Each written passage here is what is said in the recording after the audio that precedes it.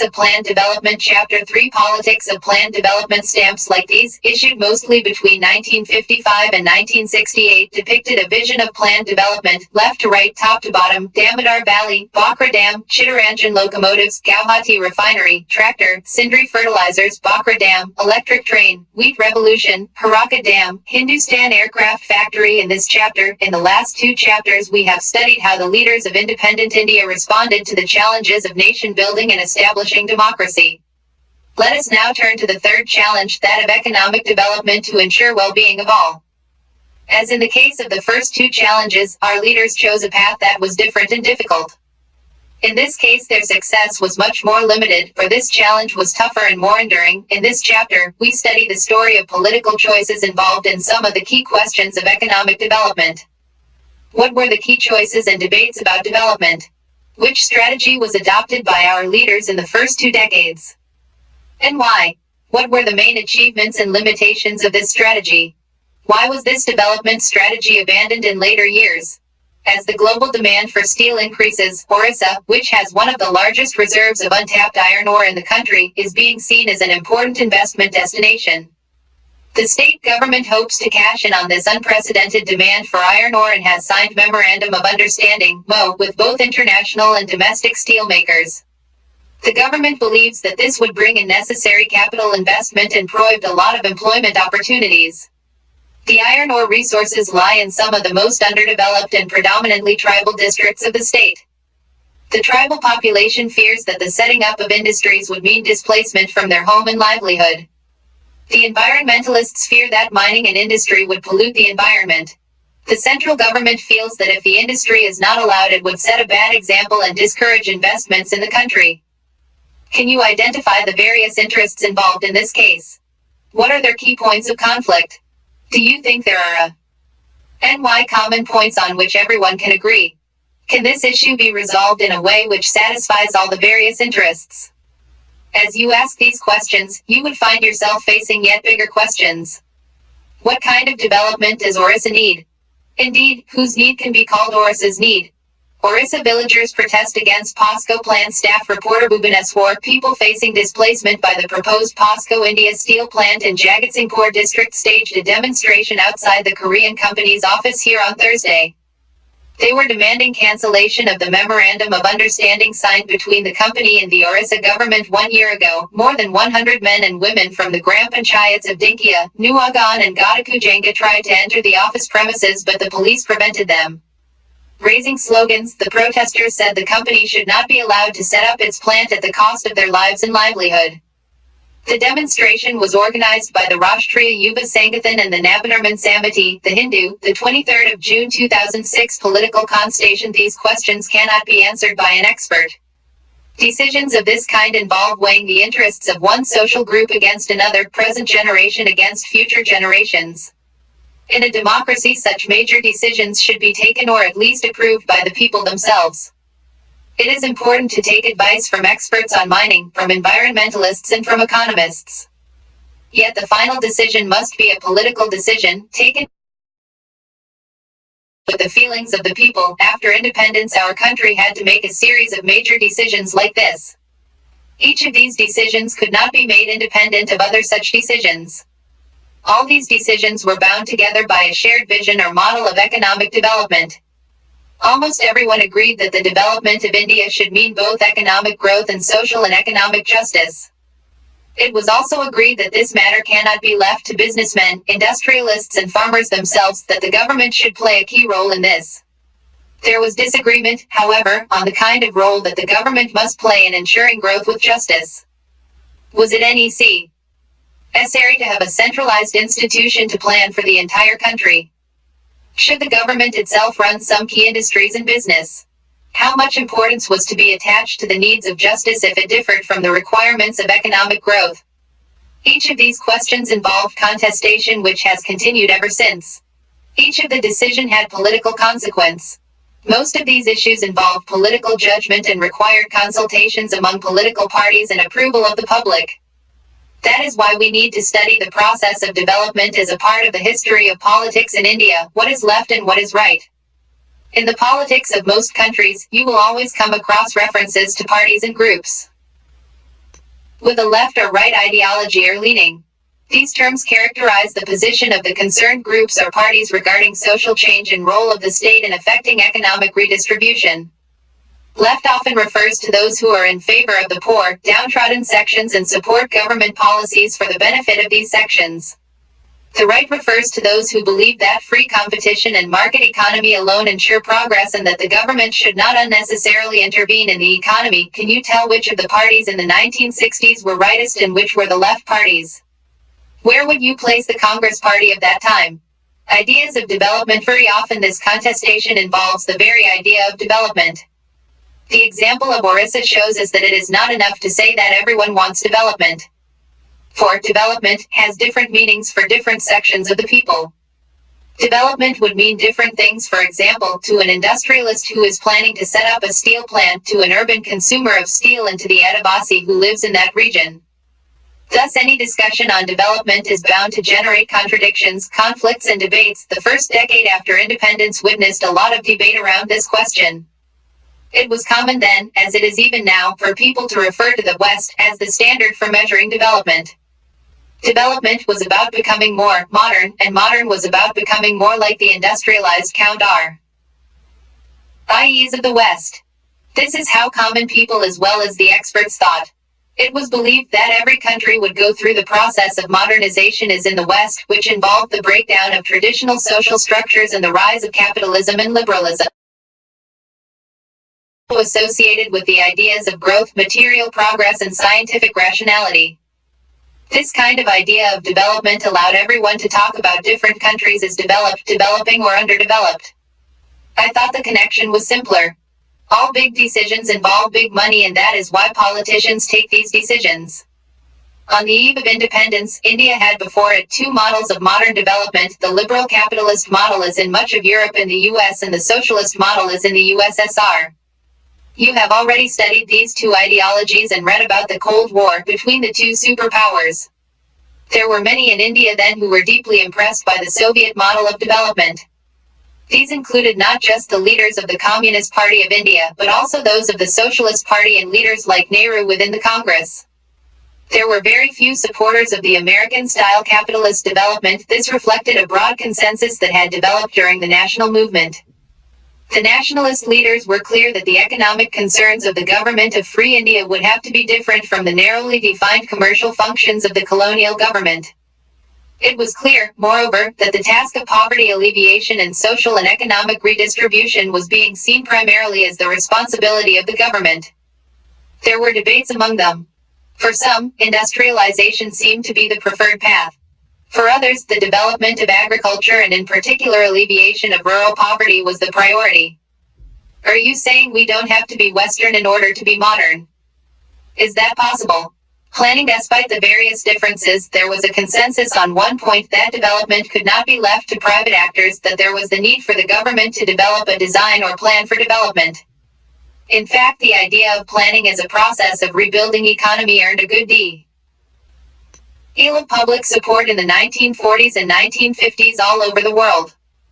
The experience of Great Depression in Europe, the interwar reconstruction of Japan and Germany, and most of all the spectacular economic growth against heavy odds in the Soviet Union in the 1930s and 1940s contributed to this consensus. Hindustan Nehru addressing the staff of the Planning Commission. Thus, the Planning Commission was not a sudden invention. In fact, it has a very interesting history. We commonly assume that private investors, such as industrialists and big business entrepreneurs, are averse to ideas of planning. They seek an open economy without any state control in the flow of capital. That was not what happened here. Rather, a section of the big industrialists got together in 1944 and drafted a joint proposal for setting up a planned economy in the country. It was called the Bombay Plan. The Bombay Plan wanted the state to take major initiatives in industrial and other economic investments. Thus, from left to right, planning for Planning Commission. Do you recall any reference to the Planning Commission in your book Constitution at Work last year? Actually, there was none, for the Planning Commission is not one of the many commissions and other bodies set up by the Constitution. The Planning Commission was set up in March 1950 by a simple resolution of the Government of India. It has an advisory role and its recommendations become effective only when the Union Cabinet approved these. The resolution which set up the commission defined the scope of its work in the following terms: the Constitution of India has guaranteed certain fundamental rights to the citizens of India and enunciated certain directive principles of state policy, in particular, that the state shall strive to promote the welfare of the people by securing and protecting a social order in which justice, social, economic and political, shall direct its policy towards securing, among other things. I wonder if the Planning Commission has actually followed these objectives in practice, that the citizens, men and women equally, have the right to an adequate means of livelihood, b. that the ownership and control of the material resources of the community are so distributed as best to subserve the common good, and c. that the operation of the economic system does not result in the concentration of wealth and means of production to the common detriment. Development was the most obvious choice for the country after independence. Soon after India became independent, the Planning Commission came into being. The Prime Minister was its chairperson. It became the most influential and central machinery for deciding what path and strategy India would adopt for its development.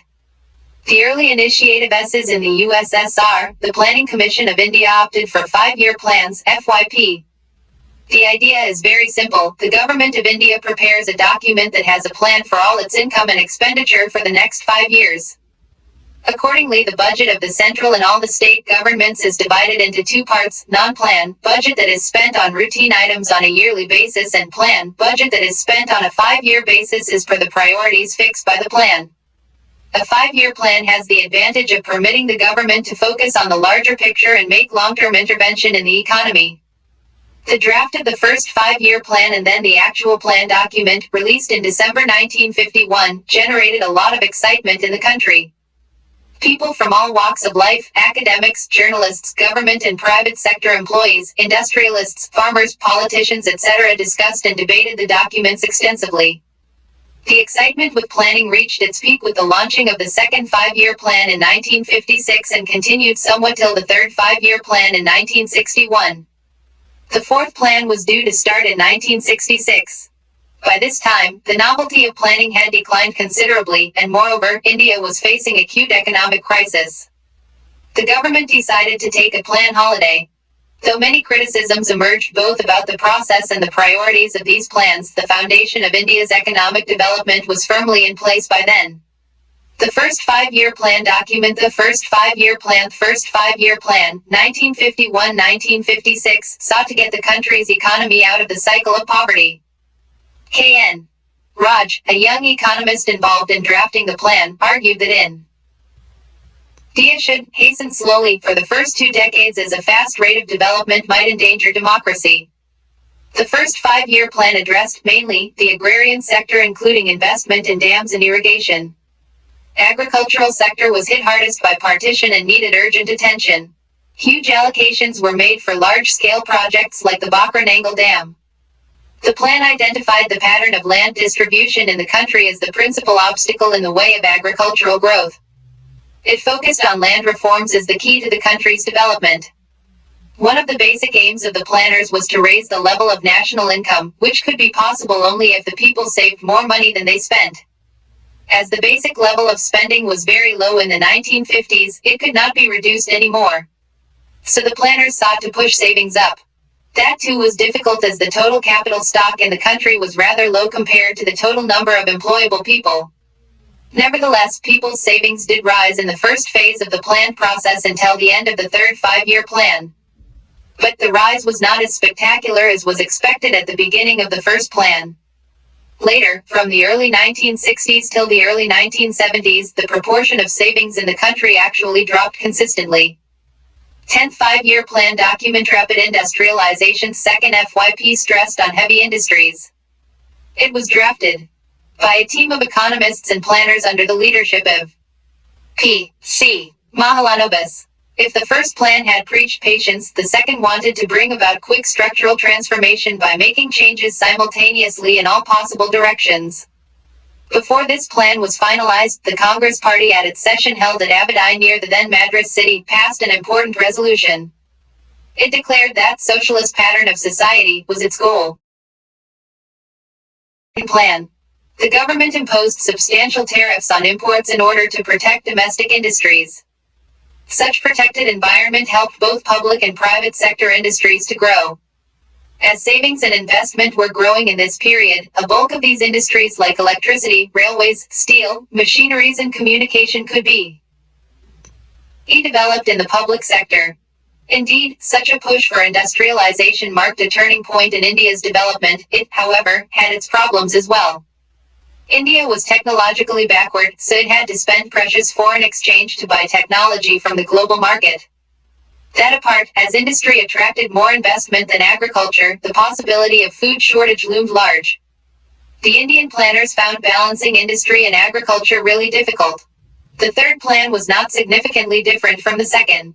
Critics pointed out that the plan's strategies from this time around displayed an unmistakable urban bias.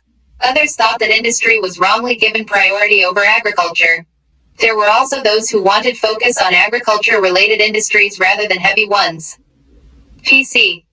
Mahalanobis, 1893-1972, scientist and statistician of international repute, founder of Indian Statistical Institute, 1931, architect of the second plan, supporter of rapid industrialization and active role of the public sector. Key controversies. Strategy of development followed in the early years raised several important questions. Let us examine two of these disputes that continue to be relevant. Decentralized planning. It is not necessary that all planning always has to be centralized, nor is it that planning is only about big industries and large projects. The Kerala model is the name given to the path of planning and development charted by the state of Kerala.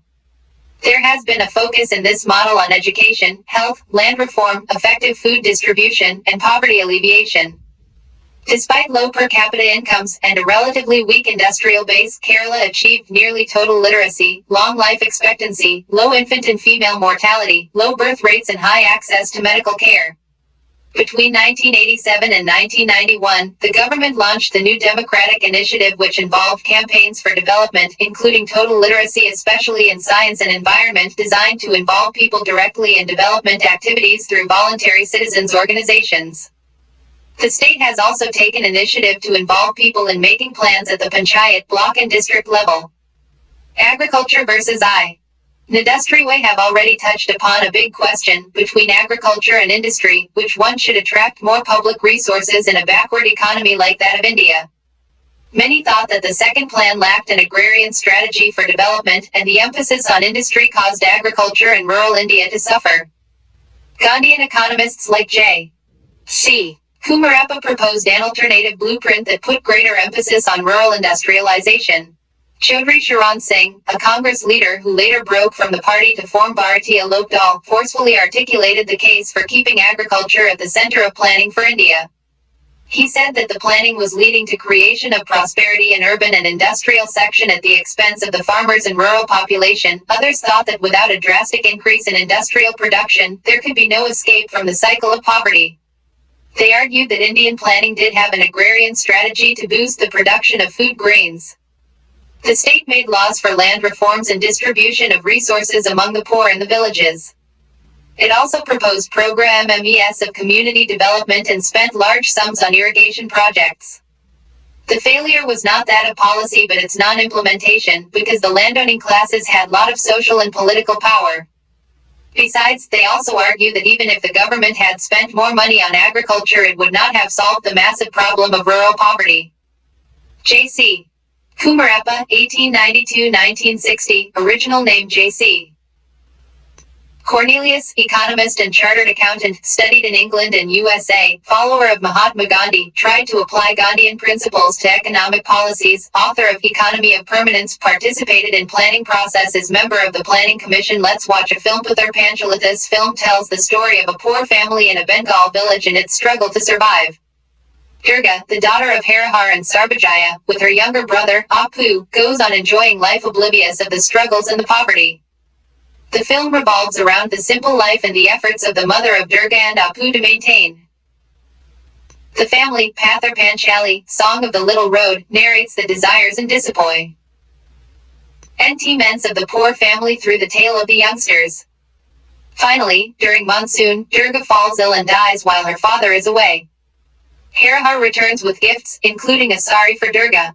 The film won numerous awards nationally and internationally, including the President's Gold and Silver Medals for the year 1955. Year, 1955. Director, Satyajit Ray. Story, Vibhutabhushan Bandyopadhyay. Screenplay, Satyajit Ray. Actors, Kanu Banerjee, Karuna Banerjee, Subir Banerjee, Uma Das.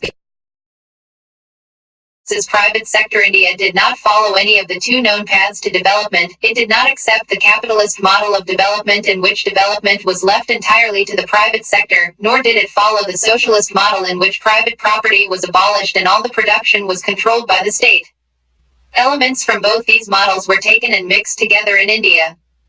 That is why it was described as mixed economy. Much of the agriculture, trade and industry were left in private hands. The state controlled key heavy industries, provided industrial infrastructure, regulated trade and made some crucial interventions in agriculture. A mixed model like this was open to criticism from both the left and the right. Critics argued that the planners refused to provide the private sector with enough space and the stimulus to grow.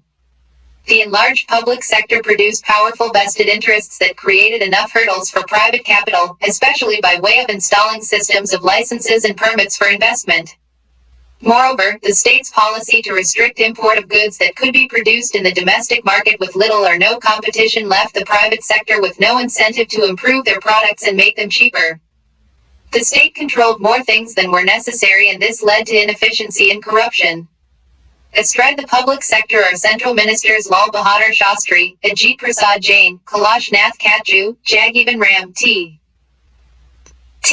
Krishnamachari, Swaran Singh, Gulzari Lal Nanda and B. V. Keskar. Credit, Shankar, the 6th of May 1956. Then there were critics who thought that the state did not do enough. They pointed out that the state did not spend any significant amount for public ado. Cation and healthcare. The state intervened only in those areas where the private sector was not prepared to go. Thus the state helped the private sector to make profit. Also, instead of helping the poor, the state intervention ended up creating a new, middle class that enjoyed the privileges of high salaries without much accountability. Poverty did not decline substantially during this period. Even when the proportion of the poor reduced, their numbers kept going up. Major outcomes of the three objectives that were identified in independent India, discussed in the first 3 chapters here, the third objective proved most difficult to realize. Land reforms did not take place effectively in most parts of the country. Political power remained in the hands of the landowning classes, and big industrialists continued to benefit and thrive while poverty did not reduce much. The early initiatives for planned development were at best realizing the goals of economic development of the country and well-being of all its citizens.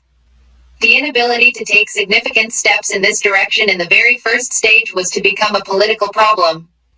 Those who benefited from unequal development soon became politically powerful and made it even more difficult to move in the desired direction. Foundations and assessment of the outcomes of this early phase of planned development must begin by acknowledging the fact that in this period the foundations of India's future economic growth were laid. Some of the largest developmental projects in India's history were undertaken during this period. These included mega dams like Bhakra Nangal and Hirakud for irrigation and power generation. Some of the heavy industries in the public sector, steel plants, oil refineries, manufacturing units, defense production, etc. were started during this period. Infrastructure for transport and communication was improved substantially. Of late, some of these mega projects have come in for a lot of criticism. Yet much of the later economic growth, including that by the private sector, may not have been possible in the absence of these foundations. Government campaign reaches the village. In a way, the advertisements stuck or written on walls gave an accurate introduction to the villagers' problems and how to solve them. For example, the problem was that India was a farming nation, but farmers refused to produce more grain out of sheer perversity. The solution was to give speeches to farmers and show them all sorts of attractive pictures. These advised them that if they didn't want to grow more grain for themselves, then they should do so for the nation. As a result, the posters were stuck in various places to induce farmers to grow grain for the nation. The farmers were greatly influenced by the combined effect of the speeches and posters, and even most simple-minded cultivator began to feel the likelihood of there was some ulterior motive behind the whole campaign. One advertisement had become especially well known in Shivpalganj. It showed a healthy farmer with turban wrapped around his head, earrings and a quilted jacket, cutting a tall crop of wheat with a sickle. A woman was standing behind him, very pleased with herself. She was laughing like a below and above the picture was written in Hindi and English, grow more grains. Farmers with earrings and a quilted jacket who were also scholars of English were expected to be won over by the English slogans, and those who were scholars of Hindi by the Hindi version. And those who didn't know how to read either language could at least recognize the figures of the man and the laughing woman. The government hoped that as soon as they saw the man and the laughing woman, farmer would turn away from the poster and start growing more grain like men possessed. Extracts of translation from Rag Darbari by Shrilal Shukla. The satire is set in a village Shivpalganj in Uttar Pradesh in the 1960s. Land reforms in the agrarian sector. This period witnessed a serious attempt at land reforms. Perhaps the most significant and successful of these was the abolition of the colonial system of zamindari. This bold act not only released land from the clutches of a class that had little interest in agriculture, it also reduced the capacity of the landlords to dominate politics.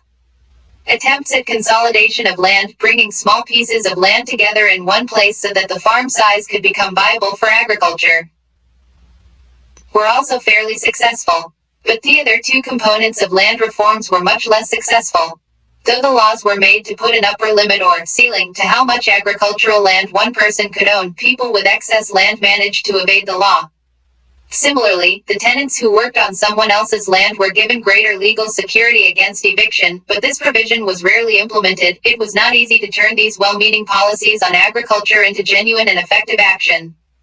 This could happen only if the rural, landless poor were mobilized. But the landowners were very powerful and wielded considerable political influence. Therefore, many proposals for land, or, when made into laws, they remained only on paper. This shows that economic policy is part of the actual political situation in the society. It also shows that in spite of good wishes of some top leaders, the dominant social groups would always effectively control policy making and implementation. Oh, I thought land reforms were about improving the quality of soil.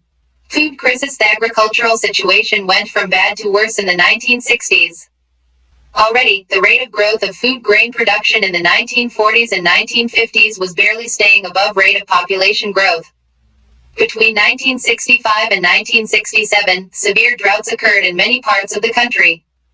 As we shall study in the next chapter, this was also the period when the country faced 2 wars and foreign exchange crisis. All this resulted in a severe food shortage and famine-like conditions in many parts of the country. It was in Bihar that the food crisis was most acutely felt as the state faced a near-famine situation. The food shortage was significant in all districts of Bihar, with 9 districts producing less than half of their normal output.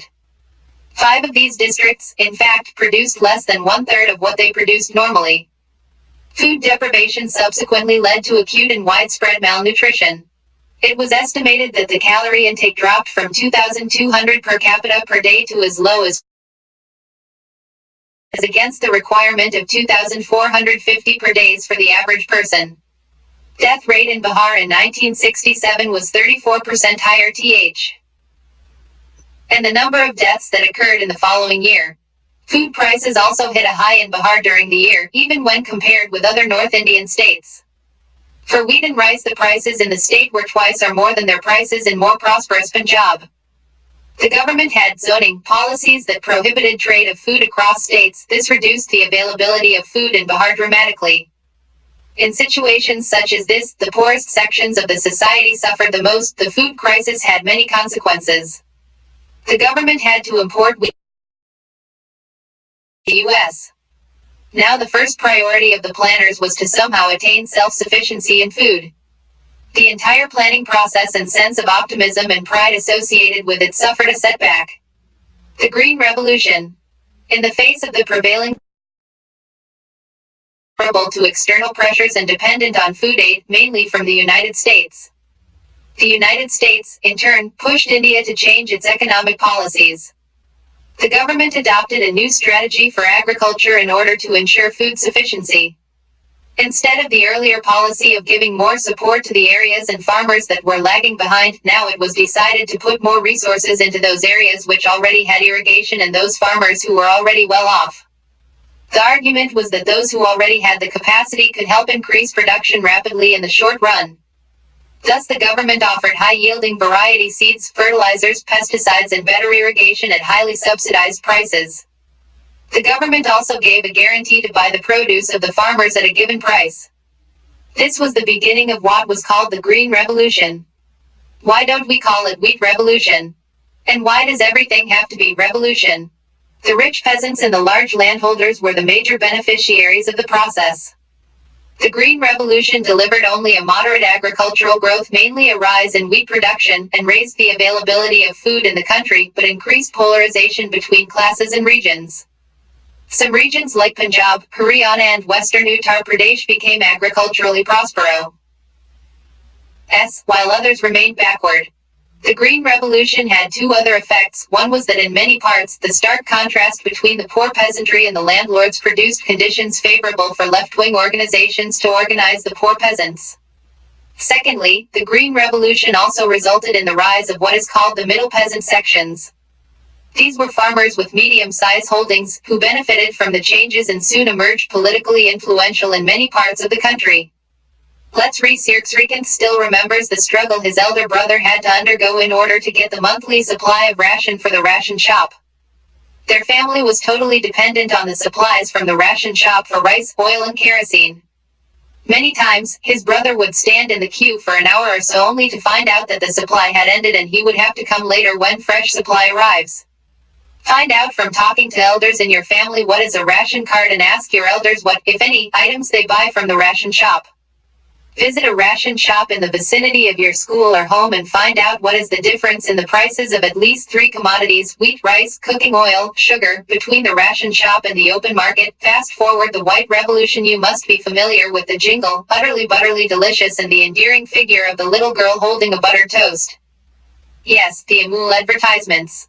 Did you know that behind Amul products lies a successful history of cooperative dairy farming in India? Verghese Kurian, nicknamed the Milkman of India, played a crucial role in the story of Gujarat Cooperative Milk and Marketing Federation Limited that launched Amul.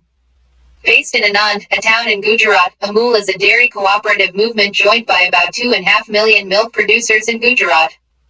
The Amul pattern became a uniquely appropriate model for rural development and poverty alleviation, spurring what has come to be known as the White Revolution. In 1970, the rural development program called Operation Flood was started. Operation Flood organized cooperatives of milk producers into a nationwide milk grid, with the purpose of increasing milk production, bringing tea producer and consumer closer by eliminating middlemen, and assuring the producers a regular income throughout the year. Operation Flood was, however, not just a dairy program. It saw dairying as a path to development for generating employment and income for rural households and alleviating poverty. The number of members of the cooperative has continued to increase, with the numbers of women members and women's dairy cooperative societies also increasing significantly. Later developments. The story of development in India took a significant turn from the end of 1960s. You will see in Chapter 5 how after Nehru's death the Congress system encountered difficulties. Indira Gandhi emerged as a popular leader. She decided to further strengthen the role of the state in controlling and directing the economy. The period from 1967 onwards witnessed many new restrictions on private industry. 14 private banks were nationalized. The government announced many pro-poor programs. These changes were accompanied by an ideological tilt towards socialist policies. This emphasis generated heated debates within the country among political parties and also among experts. However, the consensus for a state-led economic development did not last forever. Planning did continue, but its salience was significantly reduced. Between 1950 and 1980, the Indian economy grew at a sluggish per annum rate of 3 to 3.5%. In view of the prevailing inefficiency and corruption in some public sector enterprises and the not so positive role of the bureaucracy in economic development, the public opinion in the country lost the faith it initially placed in many of these institutions. Such lack of public faith led the policy in India's economy from the 1980s onwards. We shall look at that part of the story towards the end of this book. Exercises 1. Which of these statements about the Bombay Plan is incorrect? A. It was a blueprint. Supported state ownership of industry. C. It was made by some leading industrialists. D. It supported strongly the idea of planning. 2. Which of the following ideas did not form part of the early phase of India's development policy? A planning, C. Coup. D. Self-sufficiency 3. The idea of planning in India was drawn from at the Bombay Plan, C. Gandhian vision of society, B. Experiences of the Soviet, D. Demand by peasant bloc countries organization, Z. B and D only, E and B only, D and C only, IV, all the above 4. Match the following, Charan Singh I.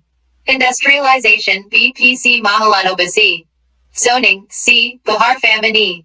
Farmers, D. Burgese Korean, IV. Milk cooperatives 5. What were the major differences in the approach towards development at the time of independence? Has the debate been resolved? 6. What was the major thrust of the first 5-year plan? In which ways did the second plan differ from the first one?